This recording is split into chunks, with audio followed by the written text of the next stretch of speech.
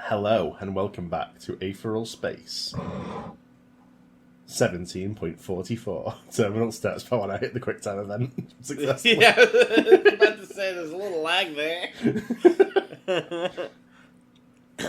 We're back, is what he We're so meant back. to say. We're so back. Last time in the Aetheral Space, Nicholas Quicks died. He Horribly. fucking died. Yeah, press F in the chat. But we don't have time to mourn. More Aetheral is happening. There's always more Aetheral. We'll always have space. That's true. One star, like, I still have my Sealy Rangers. I still have my friends in all different panda. She's like thumbs up and stuff. Yeah. Day 4. One star considered the blood oozing off of his gloves, raising his hands to inspect it. In the end, he suspected he had delivered the most damage with these, not his blade. At the very least, the finishing blow had certainly been delivered with his knuckles. His gloves were black, so it was fairly difficult to see the bloodstains, but still, it wasn't quite appropriate for his position. He removed the gloves, folded them carefully, and put them in the pocket of his coat. There was no sense in wasting them. He'd just have them cleaned. Without the gloves, though, there was nothing to hide the bare hands beneath. The wizened, claw-like hands. One star thought, it's no fun getting old. Pandershi's revolutionary anti-aging surgeries had successfully restored One Star to the visage of his youth. Probably better put together than his actual youth, to be honest, but his hands betrayed his true chronology. Cybernetics inside them meant they worked just as well as anyone else's, and Aether took care of the rest, but looking at them was still a constant reminder. With the enhanced visual acuity of his particular scurrant breed, he had no escape from that reminder. Even through his closed eyelids, even through his gloves, he could still just about make out those gnarled shapes. He had certainly existed in this galaxy for a long time. It didn't feel that long, though. When One Star thought back, those days with Henry in the kitchen seemed just like yesterday. He supposed that was always the case with such memories. No, because I literally feel that way about the Nintendo Wii. It still feels like a new console. Henry the Glutton, that's a pretty recent Supreme. Well, it's been like 100 years. That's still pretty modern, right? My retro Supreme. He supposed that was always the case with such memories. You took care of it then, One Star Man? One Star turned his head, smiling softly as he replaced his gloves. Harry Phantasm had appeared in the entrance to the archive, leaning against the doorway, his face half illuminated by the rectangle of light beyond. He offered a casual two-finger salute as One Star approached, nodding. It's done, One Star said pleasantly. I appreciate the advance warning, Mr. Phantasm. Wow! Nice going. I can't believe it. What a fucking snake. I didn't believe in magic until I saw my dog turn into a snake. If Phantasm was at all put off by the demise of his colleague, he didn't show it. Instead, he merely nodded towards the abyss. He fell. Aren't you going to go down after him? One Star chuckled. If you saw all that, then why bother asking if the situation's been dealt with? Literally, come on! Literally every fucking anime character, there's no way he survived that. I'm going to leave it be. Honestly, I'll dispatch a few Sealy Rangers to the bottom of the shaft. I don't see how he could have survived such a fall, but in his current physical state, it wouldn't take much to finish him off if he did. Phantasm giggled, shaking his head ruefully as he crossed his arms. You really are a piece of work, One Starman. How so? One Star raised his eyebrows, stopping in the doorway to look at the other man. If you were watching, then you should have an understanding of the situation. Nicholas had lost himself to madness, declared his intention to spread misinformation through our ranks, then attempted to kill me. Was my self-defense really such a terrible act? At that, Phantasm's laughter only intensified. Besides, One Star lowered his voice, you're hardly any better. I wonder how Nicholas even got access to this place. What'd you say? Sorry, I didn't say anything. Hello? Oh, fuck's sake. Hold on. Tanhoney? Can you hear me now? Yes, I think. My fucking I headphones can are hear you pieces of now. shit. The This is so sad. Phantasm raised his hands in a "you got me" stance, his chuckles trailing off. Sighing with their remnants, he adjusted his dark sunglasses. Sunglasses that were surely useless in a place like this. True, true, he muttered. Tell me, One Star said, genuinely curious, what was your intention here? Ah, well, Phantasm scratched the back of his neck. I'm not too fond of talking about myself.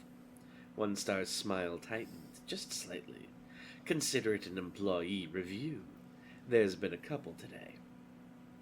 Well, Phantasm dragged the word out, thumping his head against the frame behind him. The bump was hard, but his face didn't so much as twitch. Harry Phantasm was a real piece of work one... What? Harry Phantasm? Do you mean Nicholas Quicks? No. Oh, Harry Phantasm was a real piece of work, One Star. All he cared about was the good life, right? Good drinks, good girls. He waved a lazy finger towards the blood-stained catwalk. And good fun. Even I like a good opera, you know? I wanted to see it play out. I see. One Star relaxed. What a sick man you are. Ha! The incredulous laughter rang through the archive room, followed soon after by an endeared chuckle. We have fun here. Fucking... They're so evil. Fucking Sukuna and Mahito laughing at Yuji. Lucifer, don't laugh! Don't laugh! Ruth raised her musket with both hands, barely managing to block an axe strike that had been coming for the top of her head. Gritting her teeth, she pushed back against it with all her strength.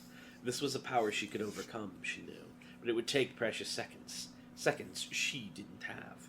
The other one was coming for her. Song Shu sprinted through the ruined streets, vaulting over rubble, sliding down a collapsed billboard in pursuit of her prey. Her fist broiled with concentrated energy. If this one struck true, Ruth knew, Revolutionaire might not be able to take it. Even blocking it like this would result in severe damage. The only thing that would work was a dodge, and that was something. And that was something Oe was doing everything to prevent. Black paint poured from the axe blade, becoming vibrant green vines that coiled around Revolutionaire's musket. Still pushing against Oe's strength, Ruth looked down.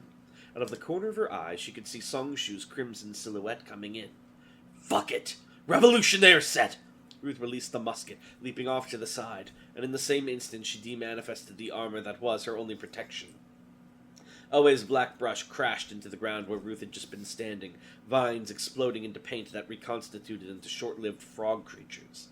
Songshu's grin widened as she stamped over them, still running at full speed, still intending to splatter Ruth's skull with a full-force blow.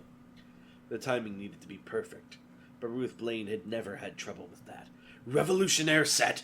Ruth's armor reappeared, but this time it was not attached to her body. It manifested freestanding, a humanoid shield standing before Song Shu, and at this range it was not possible for her to avoid it. Her fist struck true. Force exploded outwards in every direction, the accumulated power of Twin Fist utter destruction obliterating the nascent revolutionary set. Oh, that's not how you spell it. Revolutionaire set. After all, until now, it had been the armor that had been taking the brunt of Song Shu's blows. It, not Ruth, was the true target of Song Shu's ability. There was something in that, something to consider. Another time. Even though Ruth hadn't been hit directly, the immense force released by the explosive punch was enough to send her flying, flipping end over end through the sudden tidal wave of smog like a piece of confetti. She braced herself, unarmored, curling into a ball as she flew through the smoke. Everything was concealed by the swirling gray. Here, at least, she would be hidden from her enemies for just a few precious pulses of red and gold struck Ruth at the same time. 2 aether pings simultaneous, triangulating her position right as she skidded to a halt on the ground. They had her. Already they had her. The fog exploded to Ruth's left, and the fog exploded to Ruth's right. Songshu came in with her fists raised, and Oe came in with her axe low. Ruth clenched her jaw. Revolutionaire would take too long to restore and be summonable up again. Damn it, she wanted to keep the others protected for as long as possible, but... Killing arts! Blood rush! Away! Songshu screamed. Move! Oe didn't wait. She leapt back at the same time as her partner, both of them clearing the space around Ruth. It was a good thing they did. A second afterwards, a series of thin red blades speared into the ground where they'd just been standing. Ruth swung her head around, searching for the source, and as she did so, she noticed the crimson blades collapse into splatters of blood. How good would that be if he hadn't announced his attack out loud? He didn't. That's in a monologue. Oh, my apologies. A high-pitched whistle filled the air. Up here, sweetheart. Wait. Oh, okay, I used the right one. Ruth snapped her head up right as the smog began to clear. And there he was, standing atop a mountain of rubble like a king of destruction. Dragon. Every time she saw one of the variants, that first thought was instinctive. How could it not be? They all had the same face. But this was not her Dragon. Just from the second glance, she could tell this wasn't anyone even close to her Dragon. His silver hair was cut shorter than she'd ever seen it. A black blindfold covered his ears. His lips were spread into a perpetual bestial grin. On the third glance, she began to question whether she was looking at a person at all. This was a danger instinct told her. This was fire. Name's the Dragon, he called down cheerfully. I like your style, lady. His right arm was raised up, and Ruth, infusing her eyes with aether, could see that his forearm was covered in tiny gashes. Was that how he'd launched that attack just now? He'd somehow concentrated and solidified his blood, then ejected it at high speeds? It was a crazy sort of attack to conceptualize. It was an even crazier thing to actually do to yourself. Well, Ruth thought grimly, maybe he's not that different. Hey, Dragon! Songshu cried out, perching atop a protruding girder. What the hell? You're betraying us? Relax, shrimp. The dragon waved a hand. I thought he said simp at first. I'm not betraying anything. That was just a gentle suggestion to let me take over, okay? You got a sword to chase after or something, right? Go do that. Fetch, girl. Ha! Like a dog, get it? Songshu gritted her teeth and admittedly growled, but restrained herself as Oe planted a hand on her shoulder. He's right, she said, not sounding very happy about it. Blaine's trying to keep us away from who she gave the sword to. We'll search for them while he's working. Songshu took a deep breath through her nose. Fine, she muttered, and the two of them charged off into the rubble, on the hunt for Hazley. Ruth's heartbeat quickened as she watched their two forms disappear. All the same, she didn't pursue them. She couldn't afford to. Instinct was still talking to her, after all. It was telling her that this man atop the mountain, there should be a her there, was not the sort of person she could afford to turn her back on. As she looked up at the dragon warily, his grin just widened. Peace at last, huh? He cocked his head. There sure are a lot of hotheads out today, huh? I think those final church guys have gotten everybody stressed out. It's like we're sitting in a pressure cooker. I kinda like it. What do you want? Ruth demanded. Me? I thought I was pretty clear about that, lady. I want to fight. With me, what you see is what you get. I ain't got any complicated plans or schemes you need to worry about, if that's what you're thinking. Ruth snorted. Coming from Dragon Hadrian, I don't know if I believe that. The dragon's grin faded just a tad. Good thing it ain't coming from him, then, sweetheart, he said, a rough darkness in his tone. It's coming from the dragon. Ruth's eyes widened to their utmost. It's coming! Until now, she had been desperately conserving her strength, using only the revolutionaire set and her own strength. Her other sets had been scattered throughout the city ring to protect her less powerful allies, Skeletal with Hazley and the Blessed with Worm, and so she'd been reluctant to lift that protection for her own sake. But in this moment, instinct had given Ruth its conclusion. If she did not fight this enemy with everything she had, she would die. A brewer set! A fist of steel met a fist of wood. The dragon had closed the distance between them in a fraction of a second, and in that same fraction he had equipped his own armor, a dexterous suit of wood and leaves covering him from head to toe, an absolution. Whatever ability it was sealing must have been formidable, for Ruth felt in this clash a match for her Aberuer's strength. He fucking henshined on her. Chin does his fucking little belt clicks. Ruth would have done it as well. She's also a common writer. What would their common writer intros be? I'm not sure. I'd have to think about it. Yeah, we gotta design that later. Their collision was a natural disaster all by itself. A mighty wave of air pressure blasted out from the point their knuckles met, scouring the land clean of rubble all around them, leaving the two of them standing alone on a flat concrete plain. Even the smog from the earlier battle had been banished. Before these clashing forces, the world was returned to a blank slate. The dragon whistled as he landed, flapping his hand. For a second, there seemed to be tiny fractures in the knuckles of his gauntlet, but they quickly sealed themselves with but a few drops of sap. Ruth's regal cape billowed in the wind behind her as she took a step back, readying herself for the next attack. It didn't come straight away. "Ah," the dragon chuckled, his voice made just a bit more hollow by his wide-eyed mask. "I knew I liked you, dude. I mean, you're a chick, so not like that, but yeah, you ain't boring at least." Ruth narrowed her eyes behind her own helmet. "I'm not here to entertain you. Hazley, I need to deal with this guy and save Hazley." The dragon audibly grinned. "Sure you are." "What?" "You are here to entertain me," the dragon continued with absolute certainty, "and I'm here to entertain you. That's just the way it goes. This whole world's a shit heap, so we might as well just enjoy ourselves, yeah? Blood against blood and bone against bone. Let's just beat each other until we're all smiling or dead." Ruth threw her hand out to the side, and in a flash of crimson light, her weapon appeared in her grip. The absurdly long lance, Contretemps. What the fuck is this? When did this happen? The first time she used tempera. Oh, its tip crackled with promise. The promise of a blade that could pierce through any barrier. "Oh, the dragon put his knuckles to his hips. "Guess that rubbed you the wrong way, huh?" "People weren't put in this world to fight," Ruth replied quietly. "I'm not entertaining that idea. And I'm not entertaining you either." "Well," the dragon cracked his neck, stepping forward. "We'll see." "Contretemps!" Ruth went to end the fight before it even began, but the dragon was ready for it. As she thrust her lance forward, projecting a silk-thin beam of concentrated force directly at his face, the variant dropped on all fours, charging at her like a wild beast. The beam went wild, poking through the layers of rubble far behind him, outside of their blasted arena. "Fine, let's do this then." Ruth stomped down as the dragon lunged, burying her boot in the concrete, and then lifted it again, displacing the entire section of ground the dragon was standing on, and launching it high into the sky. The dragon whooped in excitement as he clung to the concrete, he and his vessel nearly striking the bloody barrier far above.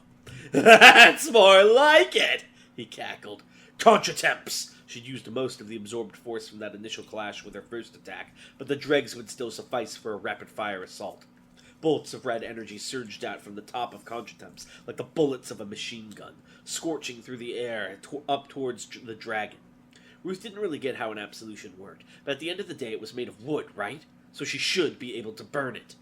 Of course, the dragon wasn't going to just sit there and take it. "Killing Hearts, right there!" As the dragon threw himself off the flying hunk of concrete, the mouthpiece of his armor snapped open, and in the next instant he pushed a beam of pure concentrated heat from his mouth. In that moment, Ruth abandoned all hopes of burning his absolution. If the heat he himself was producing wasn't doing that, then her Contretemps certainly wouldn't. She raised her arms ready to block the white inferno, but the dragon wasn't using it as an attack. He was using it as transport.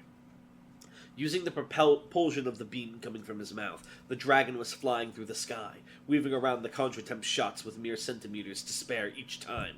The sight was nearly comical. Because the beam was coming from his mouth, the dragon's back was towards Ruth and her attacks, making his dodges seem clumsy even in their perfection. You've seen that gif of Godzilla flying? Yeah. That's what he's doing. Yeah. With skin like that, Ruth recognized that a ranged battle would do her no good. Time to get back in close. For the time being, she dispelled Contretemps, and kicked off the ground hard enough to turn the arena into a crater. She surged upwards like a meteor, outpacing even her own previous attacks to close the distance between herself and the dragon. Recognizing her approach, the dragon ceased his fire breath and resumed his fall, the mouth of his absolution clamping shut once more. And then they were upon each other. Popcorn. That's strange. You wanted so many chapters. Killing Arts, Fist Gatling. If Contretemps had been a machine gun, then this assault of fists certainly was a Gatling gun. Just from looking at it, the way the dragon's body went rigid, the way his fists came forth with ridiculous speed, Ruth knew that this had to be some sort of technique. She'd never been one for fancy martial arts, though, so she had no choice but to respond with nothing but her own raw strength and speed. This battle had begun with a clash of fists, and now those same fists clashed again and again and again. Their punching rushes were evenly matched, the crescendo of air pressure keeping them aloft in the air. That's how it works. The ground far below trembling from the aftershocks. The dragon's mad laughter continued, nearly as loud as their mutual impacts. Yes, yes, he screamed, blue aether crackling chaotically around him. I knew it. You're the best. You're the best, lady. The final punches became attempts at grabs, and he seized hold of each of his hands. Sorry? You're not boring, woman. You're not. And he seized hold of each of his hands, metal wrapping itself around wood and wood wrapping itself around metal. They turned as one object, spinning around again and again, subject to the whims of the tornado they themselves had formed. Their skulls slammed into each other as they both had the same idea, headbutts, but neither cracked under the pressure. They were the same kind of magnet, and so they could not remain attached like this for long. Kicking off of each other's bodies, they returned to the earth as spiked lines of light, kicking up pillars of dust where they made impact. The dragon's laughter trailed off into a rattling moan. He strode out from the wall of smoke he produced, idly winding up his arm. Oh, come on, lady, he sighed. Don't tell me you didn't enjoy that. Ruth swept away her own dust with a sweep of her regalia. Her boots were heavy on the ground as she walked, cracking the stone as she went. The name's Ruth Blaine, she grunted. But I guess we don't know each other in your world, huh? The dragon nodded. I guess we don't. But Ruth Blaine, huh? I have heard of you since I got here. I've been doing the required reading, you know, like a good boy. Ew, don't say that. You're friends with the original, right? She got the ick. He's a freak on. You're friends with the original, right? The dragon cocked his head, ignoring her disgust. My condolences. He seems like a real lame guy. Ruth raised her eyebrows behind her helmet. I'm surprised. He's supreme, you know. I thought a guy like you would be all for that. I respect the hustle, the dragon replied. Being strong enough to get that sort of seat, yeah, that's something, I won't lie. Oh, but he just seems like a scheming, plotting sort of dude, you know, I don't really go for that. You shouldn't mix strength up with that sort of bullshit. The strong should just throw fists without any sort of context or ideals. I mean, that's just my personal opinion, but you know. God, Ruth raised her fist again. I really just can't stand you, man. Thump. If Ruth's words offended the dragon any, he didn't show it. It offended the dragon, he didn't show it any. Sorry, what the fuck have I done to this sentence? If Ruth's words offended the dragon any, he didn't show it. That's what it should say. Yeah, I was like, why did you keep the any after show it? Instead, he just opens the mouth of his absolution again, exposing his wide grin. Ruth's brow furrowed. Had he forgotten that they were fighting? Thump. Hey, the dragon said cheerfully, jerking the thumb over his shoulder. Want to see something cool? Thump. Ruth followed the line of the digits, and her breath caught in her throat. A black giant was standing atop the horizon. It was far away, on the other side of the city ring, but even so it seemed utterly gargantuan. How the hell had she not seen it before? Had she really been so caught up in this pointless fight with this pointless guy? Aether instinctively flooded into her eyes, giving her a better idea of what she was looking at. It was a machine, a colossal automatic, but it was like nothing Ruth had ever seen before. The chassis was dented all over, parts of it were missing, and it was limping as it dragged itself across the cityscape. But there was more to it than that. Where parts were missing, where parts were damaged, a kind of black liquid metal squirmed, winding in and out of the machine's workings. It even formed new parts that seemed organic in some places, like the malformed black jaw hanging from the bottom of the automatic's head. As Ruth watched, transfixed for a moment, the Titanic automatic reached down and began unearthing the rubble beneath it, tossing entire districts into the air as dust and stone. I beat that thing up the other day, the dragon said casually, looking over his shoulder at it. But they got some real smarty pants over at Oberon, you know. Apparently they gave it a little drink of temperance, and now it's back on its feet. Neat, right? He looked back at her. The second it should not have the apostrophe. You want to fight? Fucked because you did the first it's correctly. So he looks back at her and his mouthpiece slammed shut again. It's helping us with the search, she continued. Listen up. Even if those two chicks don't kill your little friends, the big guy definitely will. It's the sort of thing I can kill, so I'm pretty sure you could do it too. Only, he raised his own fists. I'm still here. You want to save anyone, you got to get rid of me first. Sound good? Ruth sighed, lowering her body. We're really doing this, man? The dragon mirrored her stance, breathing heavily. Oh, we're really doing this. For the third time Oh. that day, the two of them clashed, and this time the impact produced a blue and red supernova. I think you forgot to edit out a part of the chapter. Oops, sorry. Spoilers. Don't read that. Spoilers. Well, you did have it on your OBS for like however long. Sorry about that. New popcorn. That's awesome. I love. You saw Aetheral behind the Space. wall. You saw behind the wall for a second there. I suppose I have an idea of what this one's about. Brother Worm took a heavy breath, leaning against the console with both hands. All he'd done was talk, and yet he felt like he'd run a marathon. Beneath the noblesse set, he could feel himself trembling. "You sound exhausted," the chorister commented, a rare concern in his voice. "Try to relax. Reinforcements are on the way.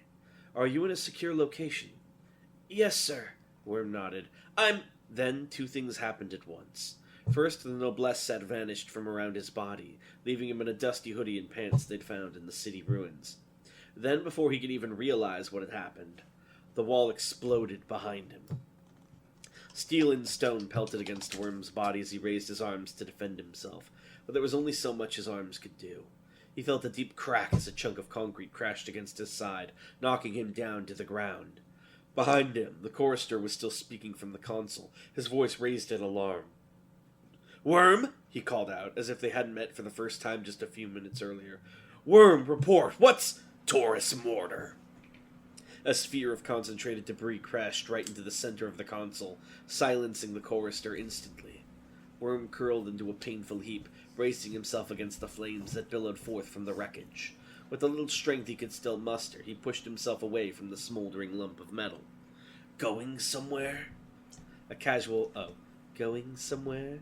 A casual voice filled the room, Worm's own voice coming from another mouth. He didn't need to look to know who had arrived. That ability name had told him the whole story. After all, Dragana had told them the whole story of what had happened at the gates of Oberon. Nararihyun strode into the ruined bunker as if it owned the place, pale kimono swishing against the dusty floor.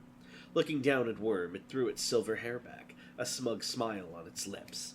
It had already summoned the creature Dragana had told them about, hateful Aberrel, the twisted cadaver floating behind its master. Slowly, wary that any sudden movement would begin the fight, Worm picked himself up on shaking legs. "You," he said. "Cancer lockbox," Nararihyun replied. Worm had no time to respond. Within a second, the shadow beneath his own feet shifted, lunging out of the ground like a thin black rope and wrapping itself around Worm's neck. It pulled him back down to the ground hard, holding him still as he choked for breath. "Sorry," Nararihyun said, blue eyes scanning the wreckage of the shelter. "I can't afford to let you do anything. I'm waging war here. Now, where is it?" It found what it was looking for quickly. Permutation. The real permutation, half buried under a slab of concrete. As it was now, Nararihyun didn't even deign to seize its prize itself. Instead, it simply extended a finger. "Guardian entity, Ozake no Mushi," and allowed the crimson tendrils to slither out from beneath its kimono, wrapping around the sword of possibilities and holding it up in the air. "There we go," Nararihyun smiled thinly. "Dragon Hadrian still isn't in there, but it's good to have the winning ticket on hand anyway, but back where it belongs." It glanced down at the choking Worm. "You don't need to look so scared. I have no intention of killing you right now." Worm didn't believe that for a second. No, I mean it." Nararihyun raised its hands almost playfully. "You're the self-sacrificing type, right? Although I'd say it crosses the line into the suicidal. I've already got Dragoon. I don't need to invite that kind of carelessness into my heart right now. I'll just leave you for that Capricorn guy to kill." The shadow around Worm's throat tightened just a tad, and his eyes nearly bulged out of their sockets as he let out a desperate rattle. "Although," Nararihyun mused, putting a finger to its chin, "I suppose it would be easier for him if I cut off your arms and legs, wouldn't it?" Worm felt the dread for a moment, not fear of death, but of torment, before the shadows came for him. They lashed out from the floor, sculpted into bladed whips, aimed with deadly precision for each of his limbs. Worm already knew the strength of these shadows from the one wrapped around his throat. His flesh would offer no resistance. He braced himself, already accepting that he would scream. Friday the 13th, when a superior shadow arrived. Darker yet darker. Oh. Dark claws cleaved through the whips like they were made of paper, and the one constricting Worm's throat, too, was cleanly bisected. He took in a greedy gulp of air as he crawled backwards, putting as much distance between himself and his tormentors as possible. Nararikion, for its part, made no attempt to pursue. After all, they were no longer alone. A dark beast loomed between Worm and Nararikion, looking at the wild guardian entity with a mask of white bone. It was huge, head nearly touching the ceiling, but completely still. If Worm didn't know better, he would have thought it a statue. The statue spoke. "Brother," it said, voice curiously soft, "are you all right?" That wording. "Are you with the church?" Worm asked, his voice hoarse. The beast inclined its head just slightly. "You should leave, brother. This isn't the sort of place for a non-combatant. I'll deal with this one."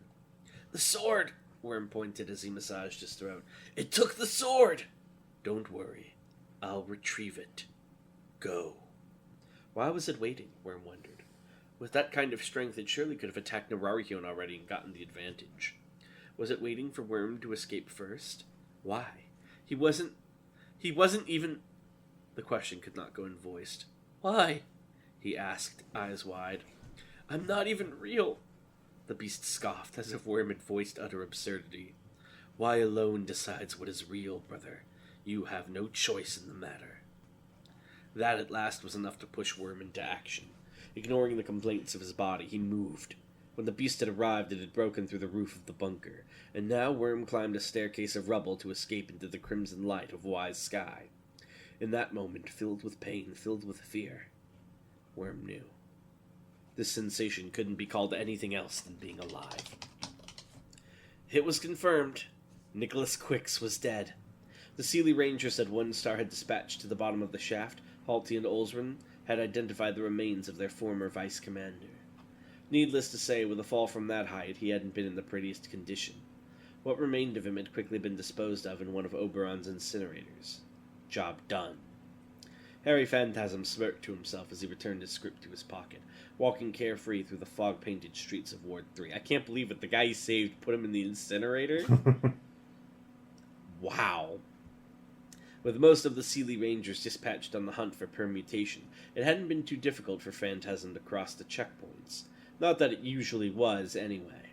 Phantasm had made quite a few trips out to Gothic Ward 3 in the last few days. A curfew had been declared, given the wartime situation, so Phantasm was alone on the street as he reached his destination. Of course, it could be hinting that they just reported that, and he's going to rescue him because that's his goat. One residence among many, one door indistinguishable from any other. Still smirking, he leaned against the wall and rapped his knuckles against the entrance. Knock, knock. Pause. Knock. A very particular sequence. The door opened, not automatically, but by the hand of the old woman standing behind it. She stared into space as she retracted her hand from the panel, stepping aside to allow Phantasm inside. Her hair was a mess, her face was caked with dried vomit, and her limbs were like twigs, but she still sufficed to operate a door. "Close it," he said coldly to the old woman as he entered the dark apartment. The door was dutifully shut behind him. The residence reflected its owner. The walls were caked with filth, the dining table was littered with bloody tools, and the lights in the ceiling had long since burnt out. Candles provided just enough illumination for Phantasm to make his way through. He thought about having some maintenance done on this place, but there really wasn't enough time left for this planet to bother. "My little sister will be coming here soon," he said casually, to the old woman who could not answer him. "Or maybe she's my big sister? Either way, it'd be sad to greet her with a place like this. We'll be relocating soon, okay?" Anyway, today his concern wasn't the apartment. He'd come to check on his new friend. Wait, what? The Virgo. But I'm a Virgo. Oh. Variant of Dragon Hadrian lay slumped against the wall, secured in place by a chain connected to his ankle. Have we met Virgo yet? We saw him briefly. It was far from the cushy environment a halcyon employee like him would have come to expect. I can't believe it is a corpo. He was wearing only his underwear, his pale skin was clammy, and his silver hair clung to his disheveled face, slick with sweat. Phantasm squatted down to get to eye level with him, but the variant didn't respond. Even when Phantasm lifted his hair, looking into his blue eyes, the boy just continued to stare forward. The lights were on, but nobody was home. Did he even have Aether? We never found out. Phantasm smiled. Very good. The surgical scars on the Hadrian's forehead were healing nicely, too. It seemed his biology wasn't rejecting the implants. Phantasm had been a little worried that an artificial being wouldn't be compatible with him, but it seemed he didn't need to concern himself. Oh, was he going to use this Dragon as a vessel for temperance? There we go, he said, lightly patting the boy's cheek. You just sit here and wait, my little terminal. It wouldn't be long now. It wouldn't be long until the arrival. It wouldn't be long until the turn. It wouldn't be long now at all. Until everything was in their hands. Oh. Who is they? Oh, the incident that day.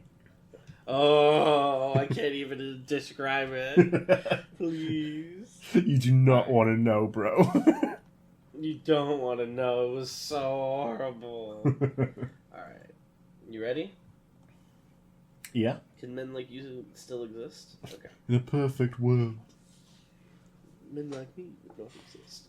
NT2K1 asks, 1. How many planets have been blown up during wars specifically? Ever? Like, let's say... Yeah.